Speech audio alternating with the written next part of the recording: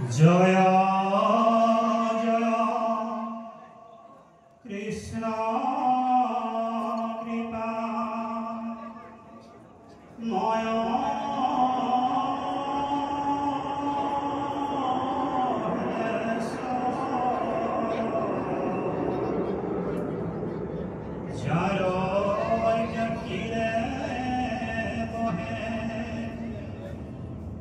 ব্ৰহ্মা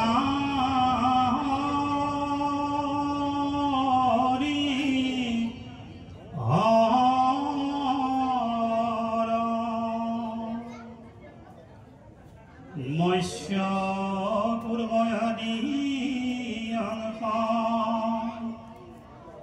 অবতাৰ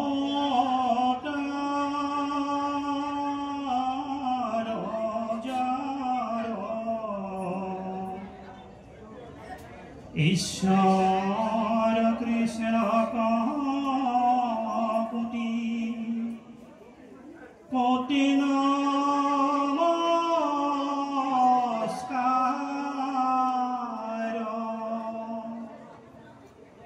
ঈশ্বৰ কৃষ্ণ কোটি কোটি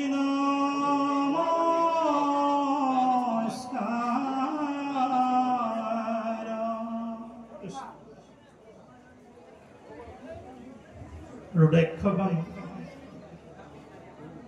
অঞ্চলৰ লগতে ৰূপহীবান তথা শান্তিপুৰ এই অঞ্চলৰ আজি এই ৰূপহীবান গাঁৱৰ পবিত্ৰ গুৰুগৃহত সমবেত হোৱা নৰৰূপী নাৰায়ণ স্বৰূপ বাপ সমস্ত গকুলৰ সদৃশ আই মাতৃসক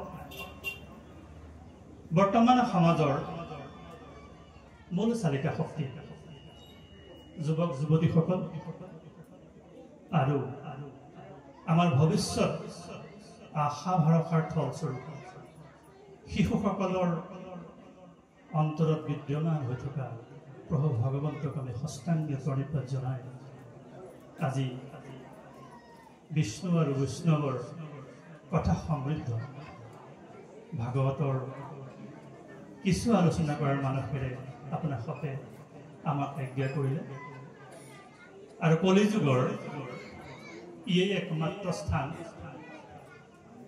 যিটো স্থানত এই যুগৰ কাৰণে সৰ্বোৎকৃষ্ট সকলোতকৈ ওপৰৰ আন যুগবিলাকত আটাইতকৈ শ্ৰেষ্ঠ কৰ্মবিলাক ধৰ্মৰ কৰ্মবিলাক কৰি যি পুণ্য অৰ্জন কৰিছিল কলিযুগত মাত্ৰ ভাগৱতৰ শ্ৰৱণ আৰু কীৰ্তন কৰিলেই সেই পুণ্য উপাৰ্জন কৰিব পাৰে বুলি কৈছে আৰু সেয়েহে এই স্থানৰ অন্য এটা নাম হৈছে নৈমিষাৰণ্য নিমেষতে যি যি স্থানত অনিমেষ পুণ্য উপাৰ্জন হয় সেই স্থানকেই নৈমিষাৰণ্য বুলি কয় এই স্থানত কলিৰ প্ৰভাৱ নাথাকে আজি কলিৰ কথা ওলাইছে আমি কলিৰ কথাকে আজি পাতিম যিহেতু সকলো বা প্ৰায় সমস্ত শ্ৰৱণ কৰিবলৈ আহিছে শ্ৰৱণ কৰিবলৈ অহাৰ আগত শ্ৰৱণ কেনেকৈ কৰিব লাগে আচলতে সেইটোৰ বিষয়ে অকণমান জনাৰ প্ৰয়োজন গতিকে যিহেতু আমাৰ চালিকা শক্তি যুৱক যুৱতীসকল আছে গতিকে আজি আমাৰ ব্যাখ্যাৰ আমি মূল কেন্দ্ৰবিন্দু হিচাপে তেখেতসকললৈ আমি আগবাঢ়িব বিচাৰিম কাৰণ বয়সতকৈ ডাঙৰ শিক্ষক কোনো নাই আমাতকৈ বহু বয়সস্থ ব্যক্তি আমাৰ মাজত উপস্থিত আছে তেওঁলোকৰ পৰা আমি শিকিব লগা বহু আছে গতিকে তেখেতসকলৰ আগত ধৰ্মৰ কথা বহলাই কৈ আমাৰ ধৃষ্টতা প্ৰকাশ নকৰোঁ তথাপিতো যিহেতু আমাৰ ভাগৱতৰ ওপৰত অকণমান আলোকপাত কৰাৰ মানসেৰে আপোনালোকে আনন্দন কৰিছে চুই যোৱাৰ প্ৰয়াস কৰিম সেই সকলো ব্যক্তিলৈ আমি পোনপ্ৰথমে চৰা সহকাৰে ক'ব বিচাৰিছোঁ যে আপোনাৰ সবক আমি কোনো ধৰ্মৰ শিক্ষা দিব নাযাওঁ কিন্তু বৰ্তমান প্ৰেক্ষাপটত কিছুমান ঘটনাই কিন্তু আমাক বৰ চিন্তিত কৰি তুলিছে সেই কথাসমূহ আমি আগবাঢ়ি যাব বিচাৰিম। লগতে যুৱক যুৱতীসকলৰ প্ৰতি আমি বিশেষভাৱে অনুৰোধ কৰিছোঁ, ভাগৱত শ্ৰৱণৰ কাৰণে এটা পৰিৱেশ তৈয়াৰ কৰিব লাগিব।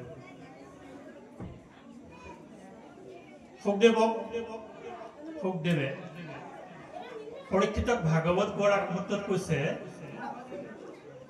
যে তুমি ভাগৱত শুনিবৰ কাৰণে কেইটামান কথা মানিব লাগিব।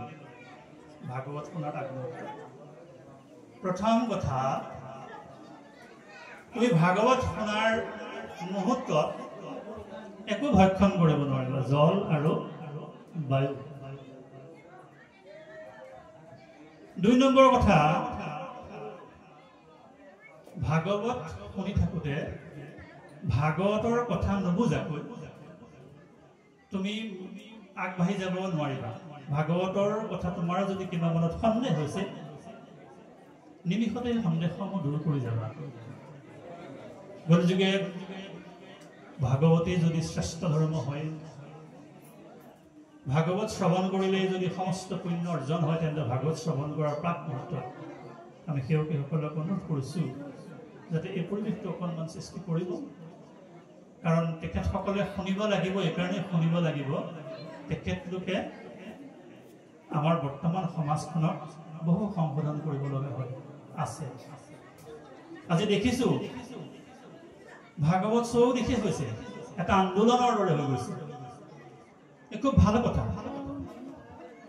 ভাগৱতৰ বিপ্লৱ হৈছে, ই বৰ ভাল কথা। ইমানে বিপ্লৱ হোৱাৰ পাছতো ৰাতিপুৱা জনমভূমিৰ ফৰাখন মেলিলি গা ধোৱাৰ আগত পঢ়িলে দেখি নহওক, গা ধোৱাৰ পাছত যদি পঢ়া যায় আকৌ মন যায় যে ইমানবিলাক বিভৎস ঘটনা পঢ়াৰ পাছত যেন মই আকৌ গাটো ধুব লাগিব নেকি। ইয়াৰ বাবে দোষী কোন? আমাৰ কিবা কৰণীয় থাকি গৈছে নেকি? এইবিলাক কথা আমি আলোচনা কৰাটো বৰ প্ৰয়োজন। সেই উদ্দেশ্যে আমি কিছু বক্তব্য ৰাখিম। আৰু ইয়াৰ আমাৰ উদযাপন সমিতি ইতিমধ্যে আমাক জনাইছে যে আমি পদে পদে যাবৰ কাৰণে চেষ্টা কৰা হ'ব। পদে পদে যোৱাটোৱেই ভাল। গতিকে পদে পদে যাবলৈ প্ৰয়াস কৰা হ'ব। কিন্তু তাৰ আগমুহূৰ্তত কিছু কথা জনাটো যুৱক যুৱতীসকলৰ কাৰণে প্ৰয়োজন। তেওঁলোকৰ মনত সংশয় থাকিব পাৰে, ভাগৱত গ্ৰন্থন ক'ৰ পৰা আহিল, কিয় এই পৃথিৱীত থৈ যাব লগা হ'ল। ই প্ৰকৃততে তেওঁলোকৰ মনত সন্দেহ হ'ব পাৰে যে ভাগৱতে প্ৰকৃততে তাৰিব পাৰিব নে নোৱাৰে। ভাগৱত শুনিলে ইমান যাগ যজ্ঞ তপ দান এই সকলোখিনি কৰাৰ অন্তত কলিযুগত অকল একমাত্ৰ ভাগৱত শ্ৰৱণ আৰু কীৰ্তন কৰিলেই সমস্তখিনি পুণ্য অৰ্জন হ'ব। এই কথাষাৰ তেওঁলোকৰ মনত সংশয় হ'ব পাৰে। এই সংশয়সমূহ আমি দূৰ কৰাৰ প্ৰয়াস কৰা হ'ব। ভাগৱত কিয় পৃথিৱীলৈ আহিলে, ভাগৱত কিয় দিব লগা হ'ল, এই বিষয়ে অকণমান আমি আলোচনা কৰিব বিচৰা হৈছে। জয়তে তেওঁলোকৰ মনত উদয় হোৱা প্ৰথম প্ৰশ্নটো হ'ব পাৰে, যুৱক যুৱতীসকলৰ বিশেষকৈ কৈছোঁ, ভাগৱত ক'ৰ পৰা আহিল আৰু ক'ত আছিল, আৰু ভাগৱতৰ ধাৰাটো কেনেকৈ প্ৰবাহিত হৈছে, এই বিষয়ে সম্পূৰ্ণ ভাগৱতী উল্লেখ আছে। যেতিয়া ব্ৰহ্মাৰ ভগৱন্তই সৃষ্টিৰ পাতনি মেলিব খুজি ব্ৰহ্মাক সৃষ্টি কৰিলে, অকলশৰে থাকি আমনি লগাৰ পাছত বিনোদন কৰিবৰ, জীৱসমূহৰ লগত বিনোদন কৰিবৰ মানসেৰে ভগৱন্তই প্ৰথম ব্ৰহ্মাক সৃষ্টি কৰিলে। আৰু ব্ৰহ্মাৰ আধা বয়স জলৰ মাজতে বহি, জলত থকা পদুম ফুলৰ চকৰিত বহি বহি অৰ্ধ বয়স পাৰ হৈ গৈছিল। ব্ৰহ্মাৰ আধা বয়স মানে, ব্ৰহ্মাৰ আধা বয়স মানে কিমান? সেই ক্ষেত্ৰত আমি চাব লাগিব সময়। আমি অকণমান সময়ৰ বিষয়টো অকণমান হাত ধৰি দিয়া হ'ব। আমি যিহেতু এতিয়া কলিযুগত বাস কৰিছোঁ, কলিযুগটোৰ আয়ুস হৈছে 4,32,000 বছৰ। 4,32,000 বছৰৰ প্ৰভু ভগৱন্ত ধৰাধামৰ পৰা গুচি যোৱাৰ পাছত প্ৰভু ভগৱন্ত কৃষ্ণ ধৰাধামৰ পৰা গুচি যোৱাৰ পাছত বৈকুণ্ঠলৈ পুনৰ গুচি যোৱাৰ পাছত কলিযুগৰ আৰম্ভণি বুলি ধৰা হয়। সেইকাৰণে প্ৰভু ভগৱন্ত পৃথিৱীৰ পৰা যোৱা এতিয়া 5565 বছৰ মান হৈছে। সেই হিচাপত কলিযুগৰ বয়স 4,32,000 মাত্ৰ 5,565 বছৰমান বয়সে ইতিমধ্যে কলিযুগটোৰ পাৰ হৈ গৈছে। কলিৰ শেষত সত্য খবৰটাইবা পাছে বুলি আছে। এই সত্য যুগটোৰ বয়স 4,32,000 8,66,000 বছৰ হৈছে। দ্বাপৰ যুগৰ বয়স 16,29,000 বছৰ, সেইটো হ'ব আপোনাৰ ত্ৰেতা যুগৰ বয়স। আৰু 27,27,000 বছৰ, সেইটো হ'ব সত্য যুগৰ বয়স। সত্য, ত্ৰেতা, দ্বাপৰ, কলি আমি যদি হিচাপ কৰি চাওঁ 4,32,000 মাত্ৰ 5,565 বছৰ বয়সে গৈছে। আৰু এই অৱস্থাতে আমাৰ চৌদিশৰ পৰিৱেশটো দেখিলে ভয় লগা নহয়? চৌদিশে চাবই নোৱাৰি, ধৰ্ষণ লুণ্ঠন ইত্যাদি কৰি আহিছে। এইবিলাকৰ পৰিভৰ বাঢ়ি বাঢ়ি গৈ থাকিব। গতিকে 4,32,000 বছৰৰ পাছত আকৌ সত্য আৰম্ভ হ'ব। 4,32,000 যদি 2ৰে পূৰণ কৰে তেতিয়া আপুনি দ্বাপৰ যুগৰ বয়স পাব। এটা সাধাৰণ সূত্ৰ কৈ দিছোঁ, যুৱক যুৱতীসকলে জানিব। আকৌ 4,32,000 যদি 3ৰে পূৰণ কৰি দিয়ে তেতিয়া আপুনি ত্ৰেতা যুগৰ বয়স পাব। আৰু 4,32,000 যদি 4ৰে পূৰণ কৰি দিয়ে তেতিয়া আপুনি সত্য যুগটোৰ বয়স পাব। আটাইতকৈ দীঘল সত্য যুগটোৰ বয়স সত্য, ত্ৰেতা, দ্বাপৰ, কলি। এই 4টা যুগ হ'ল। এই 4টা যুগৰ অন্তত কলকিৰ শেষত সত্য আকৌ প্ৰৱৰ্তন হ'ব। সত্য, ত্ৰেতা, দ্বাপৰ, কলি, সত্য, ত্ৰেতা, দ্বাপৰ, কলি এনেকৈ যেতিয়া 1000 বাৰ শেষ হ'ব, 1000 বাৰ পৰিক্ৰম যেতিয়া শেষ হ'ব, সত্য, ত্ৰেতা, দ্বাপৰ, কলি, সত্য, ত্ৰেতা, দ্বাপৰ, কলি এনেকৈ 1000 বাৰ সম্পূৰ্ণ হোৱাৰ পাছত ব্ৰহ্মাৰ দিনটো শেষ হ'ব। এটা দিনৰ মাত্ৰ অৱসান হ'ব। আকৌ দিনৰ পাছত ব্ৰহ্মা হ'ব। যিমান দিন পৃথিৱীত আছিল, মানে সত্য, ত্ৰেতা, দ্বাপৰ, কলিকৈ যেনেকৈ এই ক্ৰমটোৰ 1000 বাৰ পৰিভ্ৰমণ কৰাৰ পাছত ব্ৰহ্মা ৰাতি হ'ল, ব্ৰহ্মা শুব। যিমান সময় পৃথিৱী আছিল সিমান সময় জলৰ মাজত পৃথিৱী থাকিব। তাৰ পাছত আকৌ সৃষ্টি হ'ব। এনেকৈ যেতিয়া ব্ৰহ্মাৰ 100 বছৰ হ'ব তেতিয়া সেই ব্ৰহ্মাৰ পতন ঘটিব। অৰ্থাৎ সেই ব্ৰহ্মাৰ আয়ুকালো শেষ হ'ব। সেইকাৰণে কৈছে আমাৰ ইয়াতে মনতে সংশয় হয়, ব্ৰহ্মাৰো পতন আছে। আমাৰ সময়ৰ হিচাপটো মনুষ্য লোকত যেনেকৈ হয়, ব্ৰহ্ম লোকত তেনেকৈ নহয়, দেৱলোকত তেনেকৈ নহয়, পিতৃলোকত তেনেকৈ নহয়। ব্ৰহ্ম লোকত কিন্তু সময়ৰ প্ৰভাৱ নাথাকে। গতিকে এই কলি যুগৰ পৰা আৰম্ভ কৰি কলি, তাৰ পাছত যেতিয়া সত্য হ'ব, এনেধৰণে যেতিয়া ব্ৰহ্মাৰ 100 বছৰ হ'ব সেইটোক কয় মহাপ্ৰলয়। এতিয়া আমি কোনটো সময়ত আছো কিন্তু সবিশেষ ঠাৱৰ কৰিব আপোনালোকে নোৱাৰে। এই ব্ৰহ্মাৰ 100 বছৰৰ ভিতৰত 12জন মনুৰ পতন ঘটে। এতিয়া সেই 100 বছৰৰ পাছত যদি ব্ৰহ্মাৰ পতন ঘটিব তেতিয়া সমস্ত জীৱ জগতক প্ৰভু ভগৱন্তই উদৰত ভৰাই ল'ব। আৰু উদৰত ভৰাই লোৱাৰ পাছত আকৌ সৃষ্টি কৰিবৰ মানসেৰে প্ৰভু ভগৱন্তই প্ৰথম ব্ৰহ্মাক সৃষ্টি কৰিব। ব্ৰহ্মাক সৃষ্টি কৰাৰ পাছত এই ব্ৰহ্মাৰ আধা বয়স যেতিয়া যাব তেতিয়া ভাগৱত কেনেকৈ আহিব এই উদাহৰণটো আমাক দিছে। অস্বাদতয় অমৃতময়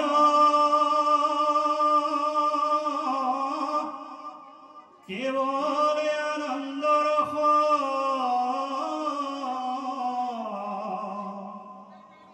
আছিল পূৰ্বত বৈকুণ্ঠত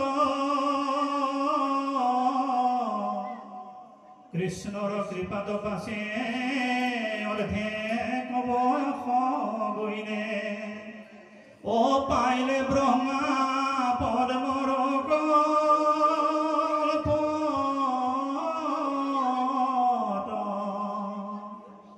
ও ব্ৰহ্মা দিলে নাৰদক ইটো ফল মহাৰস নাৰদে ব্যাসক আনি দিলা তিলে কোন গল ভাগি ডালে কিডালে লাগি অশোক মুখে ভূমিত পৰিলা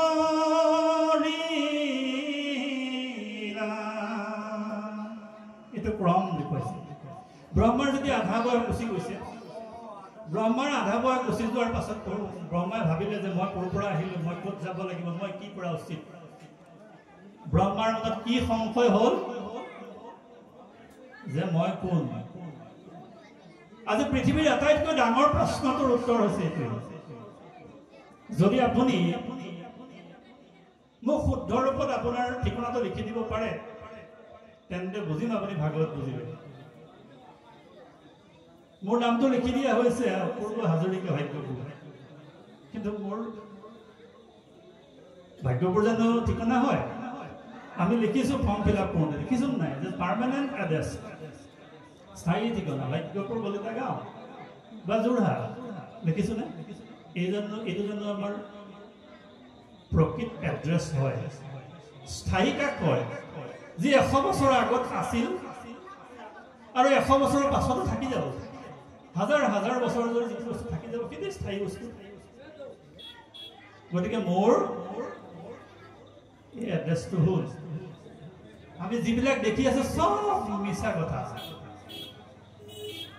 গতিকে আপুনি যিদিনাই আপোনাৰ আসল এড্ৰেছটো মোৰ ওচৰত লিখি দিব পাৰিব সেইদিনাই বুজিব আপুনি ভাগৱত বুজি উঠিছে আৰু যিদিনাই আপোনাৰ মনলৈ প্ৰশ্নৰ উদয় হৈছে মই কোন আপুনি ৰাতি আজি ভাবিব কৈ থাকোঁ আপুনি কোন সোধক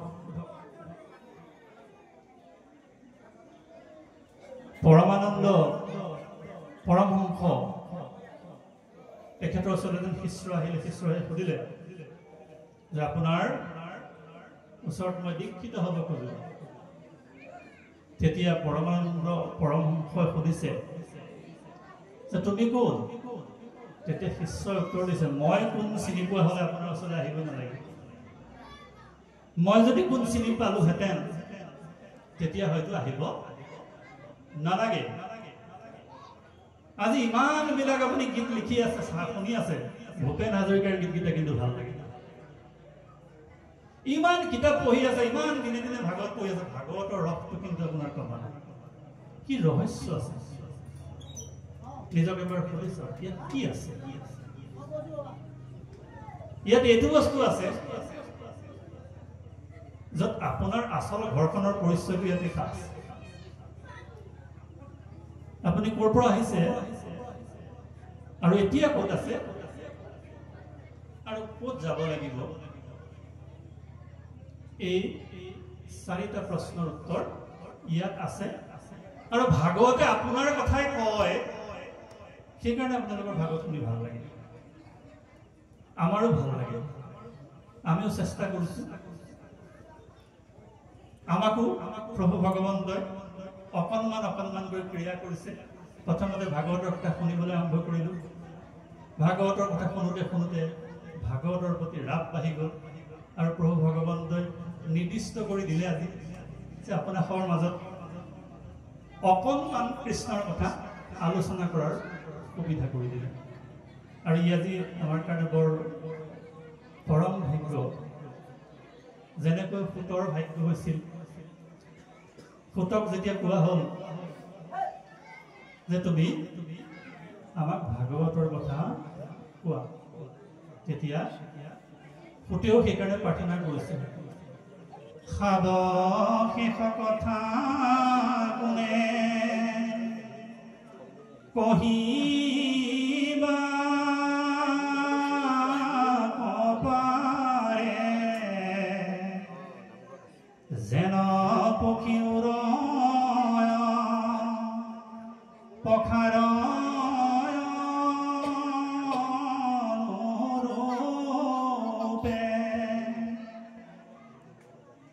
সেহি মতে যতনে লৱে মোৰ মতি বৰনাইবু কৃষ্ণৰ কথা তোমাত সম্প্ৰতি। আমিও অনাই বনাই ঘূৰি ফুৰিছিল এসময়ত, কিন্তু নাজানো কেনেকৈ ভাগৱতৰ কথা শুনি শুনি ভাল লগা হ'ল। এদিন দুদিনকে শুনিবলৈ আৰম্ভ কৰিলোঁ, ইয়াৰ সোৱাদটো বাঢ়ি বাঢ়ি গুচি গ'ল। আৰু ইমানেই সোৱাদটো বাঢ়ি গ'ল, আজি আন সুখবিলাকে কিন্তু আমাক পলাব নোৱাৰা হ'ল।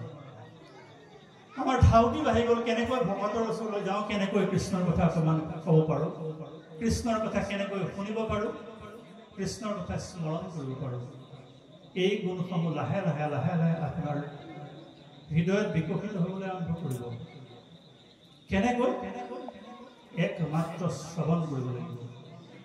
একমাত্ৰ শ্ৰৱণ যদি কৰা যায়, শ্ৰৱণৰ যোগেদি আপোনাৰ হৃদয়ত লাহে লাহে লাহে লাহে কৃষ্ণ প্ৰেম জাগি উঠিব। আৰু কৃষ্ণ প্ৰেম জাগি উঠাৰ লগে লগেই আপোনাৰ হৃদয়ৰ পৰা কিছুমান বস্তু নিজা নিজাকৈ আপুনিকৈ আপোনাৰ হৃদয়ৰ পৰা মেলানি লাগিব। যুৱক যুৱতীসকলক এইকাৰণে প্ৰয়োজন বুলি ভাবিছো, কাৰণ প্ৰভু ভগৱন্তই সৃষ্টিৰ পাছতে ভাবিলে, কি ভাবিলে? ইয়াত যুৱক যুৱতীসকলৰ আছে, তেওঁলোকৰ চাগে মটৰ চাইকেল গাড়ী চবৰে আছে। মটৰ চাইকেল গাড়ী কিনাৰ লগে লগে আপোনালোকক এখন মেনুৱেল দিছে। মটৰ চাইকেলখনৰ লগত এখন মেনুৱেল দিছে। কি কৈছে যে আপুনি ইমান কিলোমিটাৰৰ পাছত সাৰ্ভিসিং কৰিব লাগিব, ইঞ্জিন অইলটো ইমান দিনৰ পাছত বদলি কৰিব লাগিব, আৰু এনেকুৱা হলে এনেকুৱা কামবিলাক আপুনি কিন্তু কৰিব লাগিব। আপোনাক মেনুৱেল এখন দি দিয়া হৈছে, কোম্পানী দায়বদ্ধ নহয়, কিন্তু আপুনি গাড়ী কিনি আনিলে, কিনি একেবাৰে চলাইছেহে চলাইছে, যেতিয়া খালত পৰিলগৈ তেতিয়াহে আপুনি মেনুৱেলখন মেলি চাইছে, অটো এনেকৈ চলাব নালাগিছিলে, মোৰ চলাটো ভুলেই হৈ গ'ল। গতিকে কোম্পানীয়ে কৈছে যে আমি গাড়ীখন বিকাৰ লগে লগে আপোনালোকক কিন্তু গাড়ীখন কেনেকৈ চলাব লাগিব তাৰ সম্পূৰ্ণ ব্যৱস্থা কিন্তু আপোনাক লিপিবদ্ধ ৰূপত এখন মেনুৱেল আকাৰত দিছোঁ।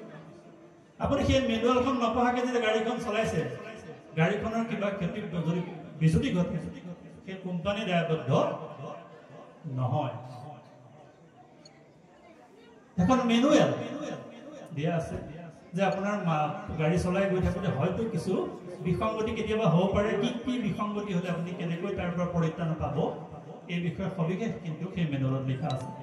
প্ৰভু ভগৱন্তই ভাবিলে যে মই জীৱ সৃষ্টি কৰিছো সত্য, জীৱই সংসাৰ চক্ৰত আহি নিজৰ এড্ৰেছটো পাহৰি যাব পাৰে, আপোনাৰ ঠিকনাটো পাহৰি গ'ল, আৰু আপুনি এই সংসাৰত কি কৰিব লাগে এইটো আপুনি পাহৰি গৈছে। আৰু সেইকাৰণে এখন আপোনাক মেনুৱেল দি দিয়া হৈছে, সেইখনে আমি কওঁ পুৰাণ সূৰ্য ভাগৱত। আৰু যুৱক যুৱতীসকলে যদি মেনুৱেলখন নাচায়, ভাগৱত নপঢ়ে, বুঢ়া বয়সত যদি আপুনি ভাগৱত পঢ়িবলৈ আহিছে, তেন্তে আপোনাৰ তেনেকুৱা অৱস্থা হ'ব যে মেনুৱেলখন চোৱাই নহ'ল, চব কাম কৰি শেষেই হ'ল, কিন্তু গাড়ী খালত পৰিল। প্ৰভু ভগৱন্ত কৈছে যে তাৰ কাৰণে মই কিন্তু দায়বদ্ধ নহয়, মই জীৱই পথভ্ৰষ্ট হ'ব পাৰে সংসাৰত ভমি ভমি জীৱই হয়তো নিজৰ আচল ঘৰখন পাহৰি যাব পাৰে, সেইকাৰণে জীৱক আচল ঘৰখন পৰিচয় কৰি দিয়াৰ মানসেৰে ভাগৱত থৈ যোৱা হৈছে। বুঢ়া বয়সত যদি অকল আপুনি ভাগৱত পঢ়িম বুলি ভাবিছে, ভুল হৈছে। যুৱক যুৱতীসকলে ভাগৱত পঢ়ি এইকাৰণেই পঢ়িব লাগে, ভাগৱতত লিখা আছে সৃষ্টিৰ কেনেকৈ পাতনি মেলিব লাগে, মানুহে ভগৱন্তক জন্ম দিছে, মানুহে ঈশ্বৰক জন্ম দিছে, শংকৰদেৱক জন্ম দিছে, মহামানৱ মহাত্মা গান্ধীক জন্ম দিছে। ইয়াৰ সম্পূৰ্ণ ব্যৱস্থাৰ কথা ভাগৱতত লিখা আছে। আপুনি কেনেকুৱা অন্ন খাব লাগিব, কেনেকুৱা আপোনাৰ ভাৱভূষণ হ'ব লাগিব, কেনেকুৱা আচাৰ ব্যৱহাৰ হ'ব লাগিব, সমস্তখিনি কিন্তু ভাগৱতত লিখা আছে। গতিকে সেইকাৰণে ভাগৱতৰ ওচৰলৈ আপুনি আহিবই লাগিব। আৰু যিসকল যুৱক যুৱতী ভাগৱতৰ ওচৰলৈ আগবাঢ়ি আহিব, সেইসকল যুৱক যুৱতীৰ পৰা এই পৃথিৱীলৈ কিন্তু এজন হ'লেও বৈষ্ণৱ সন্তানৰ আগমন ঘটিব। আৰু যেতিয়ালৈকে আমাৰ ঘৰখনত এজন বৈষ্ণৱ সন্তানৰ আগমন নঘটে, গাঁওখনলৈ এজন বৈষ্ণৱৰ আগমন নঘটে, তেতিয়ালৈকে কিন্তু ভাগৱতৰ প্ৰধান লাভটো হৈছে বুলি ভগৱান নাভাবিম। গতিকে ভাগৱতত লিখা আছে, আমি পদে পদে কৈ যাম কেনেকৈ আপুনি ভাগৱত আপোনাৰ ঘৰখনত এজন বৈষ্ণৱৰ জন্ম দিব পাৰিব। প্ৰহ্লাদৰ জন্ম দিছিল, মহামানৱ মহাত্মা গান্ধী, শংকৰদেৱ আদিৰ দৰে ব্যক্তিসকলক জন্ম দিছিলে মানুহে। ইয়াৰ বিষয়ে ভাগৱতত লিখা আছে। এতিয়া আহিছোঁ, ব্ৰহ্মাই প্ৰথম চিন্তাটো কৰিছিলে মই কি কৰা উচিত। এনেকৈ ভাবি ভাবি আধা বয়স পাৰ হৈ গ'ল। আজি আপোনালোকে প্ৰত্যেকেই ভাবিছেনে যে আচলতে মই কৰিব লাগে কি আৰু কৰি আছো কি? যদি আমি কৰা কামটো ভুল হৈছে, তেন্তে সেই কামটো এৰি আমি প্ৰকৃত শুদ্ধ কামটো কৰিবৰ কাৰণে আগবাঢ়ি যাব লাগিব। তেতিয়া ব্ৰহ্মাই ভাবিলে যে এই জলৰ মাজত মই বহি আছো, অকলশৰে চৌপাশে মাত্ৰ জল, এই জলত মই কি কৰিব লাগে? তেতিয়া প্ৰভু ভগৱন্তই ভাবিলে যে ব্ৰহ্মাৰ প্ৰকৃত জ্ঞানৰ উদয় হোৱা নাই। সেইকাৰণে তেখেতক জ্ঞান দিয়াৰ মানসেৰে 4টা শ্লোকত ভাগৱত ক'লে। এই 4টা শ্লোকৰ ভাগৱতৰ পৰাই আমাৰ দ্বাদশ স্কন্ধ ভাগৱত হৈছেহি। এই 4টা শ্লোকৰ অৰ্থ অসমীয়াত মহাপুৰুষ গুৰুজনে খুব সুন্দৰভাৱে ভাঙনি কৰিছে। প্ৰথম শ্লোকটো ভাঙনি কৰিছে এনেধৰণে, এইকেইটা 4টা শ্লোক জনাটো খুবেই প্ৰয়োজন। প্ৰথম শ্লোকটো ভাঙনি কৰিছে, অজগতৰ পূৰ্বে মই থাকো মাত্ৰ জান, কাৰ্য কাৰণৰ কিছু নাছিলে কোৱান, মোক মাত্ৰ দেখিও সৃষ্টিৰ মধ্যত দেখা শুনা মানে হবে মই বিচাৰত, মই মাত্ৰ অৱশেষ থাকো অন্তত, কুণ্ডল ভাঙিলে যেন শুনা স্বৰূপত। ভগৱন্তই প্ৰথম শ্লোক দিছে, নিজৰ চিনাকি দিছে। কি বুলি দিছে? জগতৰ পূৰ্বে থাকো মই জানো। জগতৰ পূৰ্বতে অকল ময়ে আছিলো, আৰু জগতৰ শেষতো কিন্তু আকৌ ময়েই গৈ থাকিবগৈ। জগতৰ পূৰ্বে মই থাকো মাত্ৰ জান, কাৰ্য কাৰণৰো কিছু নাছিলে, কাৰ্যৰ কাৰণ দুটা নাছিল। প্ৰভু ভগৱন্তই ভাবিলে, কি ভাবিলে? যে মই সৃষ্টি কৰি জীৱৰ লগত অকণমান বিলাস কৰিব খুজিলে, সেইকাৰণে তেওঁ সৃষ্টিৰ পাতনি দিলে। কাৰ্য নহ'লে, কাৰণ নহ'লে কাৰ্যৰ সৃষ্টি নহয়, কিবা এটাতো কাৰণ লাগিব। প্ৰভু ভগৱন্তই ভাবিলে যে মই মোৰ উদৰত থকা জীৱসমূহক বাহিৰ কৰি আকৌ মই জীৱসমূহৰ লগত বিনোদ বিলাস কৰিবৰ মন হ'ল। সেইকাৰণে প্ৰভু ভগৱন্তই ব্ৰহ্মাক ক'লে যে মই সৃষ্টিৰ আদিটো ময়েই আছো আৰু শেষতো গৈ ময়েই থাকিম। মোৰ ব্যতিৰেকে আৰু সংসাৰত একো নাথাকিব। মোক মাত্ৰ দেখিব সৃষ্টিৰ মধ্যত যিমানবিলাক তুমি আজি দেখি আছা সমস্তখিনি কিন্তু ময়েই। ইয়াত যিমান আমি ভকত বৈষ্ণৱ গোট আছে সকলো শুদ্ধ ভগৱন্তৰ ওচৰৰ পৰা আহিছেনে? আপোনালোকৰ বাৰু সৰু এটা কথা আমি সোধো। আমি কিছু আখ্যান বা কথা আমি ক'ব লগা হয় ভাগৱতৰ ধাৰাটো অব্যাহত আৰু সহজ সৰলকৈ বুজাই দিয়াৰ মানুহে কোৱা হয়। ধৰি লৈছো আপুনি আমেৰিকালৈ গৈছে ধৰি লওক। তেতিয়াতো আমেৰিকাত চবেই ইংৰাজী ভাষাতে কথা ক'ব নহয় জানো? ইজনে ইংৰাজীতে কথা পাতিব। আপুনি আৰু ধৰি লৈছে আপোনাৰ পৰিবাৰ দুয়োবাৰ আমেৰিকা গ'ল। আমেৰিকাত চবেই ইংৰাজী ভাষাত কথা পাতিছে, আপুনি আৰু বজাৰত ঘূৰি ফুৰিছে। কাৰো লগত মনৰ কথা পাতিবলৈ ভাষা বিচাৰি পোৱা নাই। বিচাৰিটো নাপায়। আমি পাতিব লগা হ'লে দুয়োগৰাকীৰ মাজতে পাতিব লাগিব, কাৰণ আপুনি ইংৰাজী ভাষা নাজানে। সেইকাৰণে আপুনি আইগৰাকীৰ আপুনি কথা পাতি বজাৰ কৰি ঘূৰি ফুৰিছে গোটেইখন। তাৰ মাজতে হঠাৎ আপুনি বজাৰ কৰি ঘূৰি ফুৰোঁতে মাজতে দুজন মানুহ পাৰ হৈ গুচি গ'ল আপোনাৰ কাষেদি। দুইজনে অসমীয়াত কথা পাতিছিল। আপুনি বজাৰ কৰি ঘূৰি ফুৰোঁতে দুজন ব্যক্তি পাৰ হৈ গ'ল যি দুজনে অসমীয়াত কথা পাতিছে। তেতিয়া আপোনাৰ মনটো কেনেকুৱা হ'ব বাৰু? জোৰে বস্তু ততে এৰি এই মানুহকেইজনক বিচাৰিব লাগিছে। তৎক্ষণাত আপোনাৰ মনটো যাব যে এই মানুহকেইজন ক'ৰ মানুহ? এইটো অসমৰ মানুহ হয়। এই মানুহকেইজন পাৰ হৈ গ'ল যে এইকেইজন অসমৰ মানুহ, মোৰ ঘৰৰ ওচৰৰ মানুহ হ'ব পাৰে। বাকী বস্তু কিনো নিকিনো এই মানুহকেইজন বিচৰাত আপুনি লাগি যাব। কেলে? সেই মানুহকেইজনে আপোনাৰ ভাষা পাতিছে। আপোনাৰ যিটো ভাষাত আপুনি কথা পাতে সেই কথাটোৱে পাতি আছে। সেইকাৰণে সেই মানুহকেইজনক পাবৰ কাৰণে আপুনি ভাবিত হৈ গৈছিল। তদ্ৰূপ আপোনালোকে আজি ভাবক, আপোনালোক ভাগৱতৰ ওচৰলৈ আহোঁ বুলি অহা নাই, কাৰণ আপোনালোকক ভাগৱতে আকৰ্ষিত কৰিছে। ক'ৰবাত নহয় কোনোবা জনমত আপুনি ভাগৱতৰ কথা শুনিছে বা কৃষ্ণৰ কথা ক'ৰবাত নহয় ক'ৰবাত শুনিছে। হয়তো বৃন্দাবনে আপোনালোকৰ তৃণ হৈছিল। আমিও ভাবিছিলোঁ প্ৰভু ভগৱন্তৰ একেবাৰে কাষত নাপালেও চাগে তৃণ হিচাপে আছিলোঁ। সেইকাৰণে কৃষ্ণৰ কথাবিলাক আমাৰ শুনিবলৈ খুব মন যায়।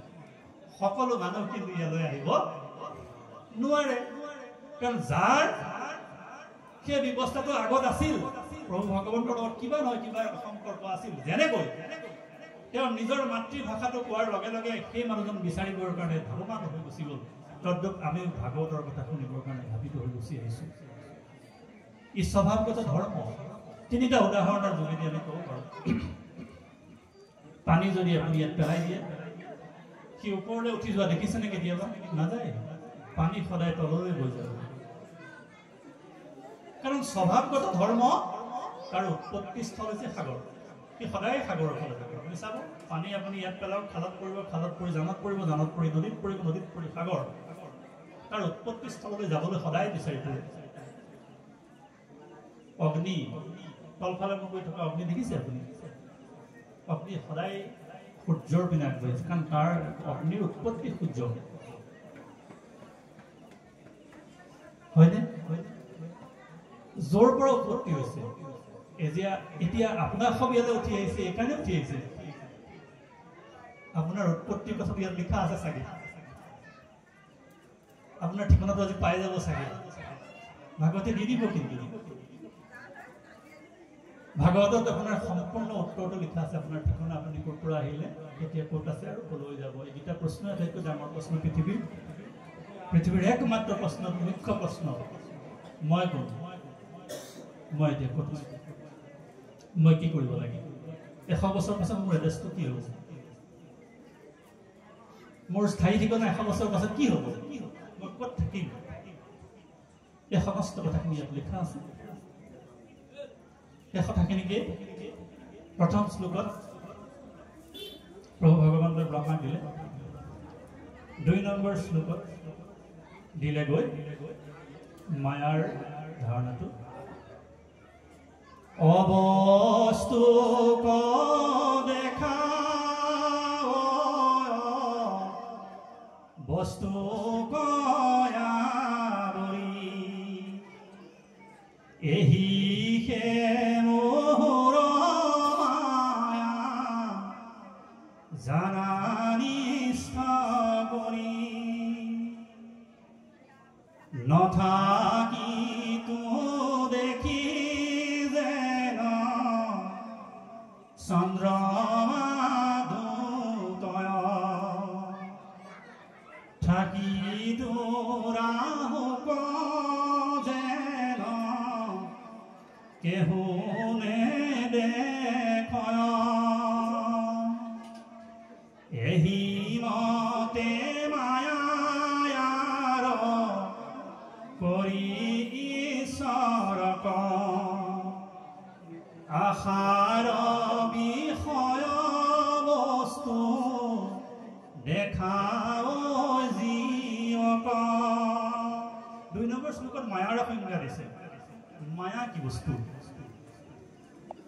দিছে অবস্তুক দেখাওয় বস্তুক আৱৰি আসল বস্তুটো ঢাকি পেলাই এটা এখন মায়া পৰ্দা সৃষ্টি কৰি এটা ভ্ৰম সৃষ্টি কৰি ৰাখে মায়াৰ সংজ্ঞাটো আৰু অকণমান আগলৈ গৈ দিওঁ যিটো উদাহৰণ অৰ্জুনক প্ৰভু ভগৱন্ত কৃষ্ণই দিছিল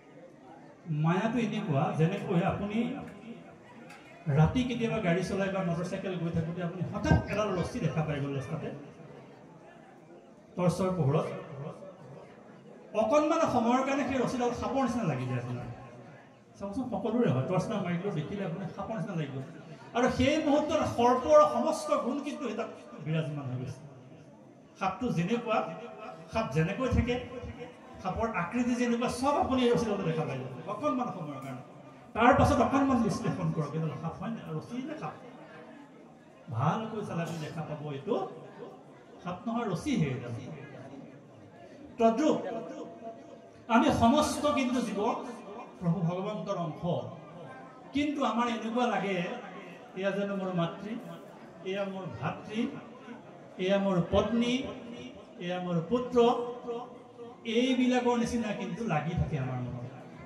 কিন্তু এইবিলাক নহয় সেইকাৰণে অৰ্জুনক কৈছে অৰ্জুন তুমিনো ইমান দুখ কেলে কৰিছা পৃথিৱীলৈ তুমিনো কি হেৰুৱাইছা যিটো বস্তু তুমি পৃথিৱীত লৈ আহিছিলা কিবা এটা তুমি লৈ আহিছিলা নেকি হেৰুৱাইছা কান্দিছা যে তুমি যিমান বস্তু পাইছা পৃথিৱীত পাইছা হয় নে নহয় যিমান বস্তু পাইছা কিন্তু পৃথিৱীত তুমি লাভ কৰিছা বেলেগৰ পৰা সেইকাৰণে আমি সকলোৱে ধৰুৱা দেৱৰীণ ঋষিঋণ পিতৃঋণ আদি ঋণত আমি সদায় ধৰুৱা জন্ম হৈয়ে ধৰুৱা আমি পিতৃৰ ঔৰস লৈ আমি জন্ম হৈছোঁ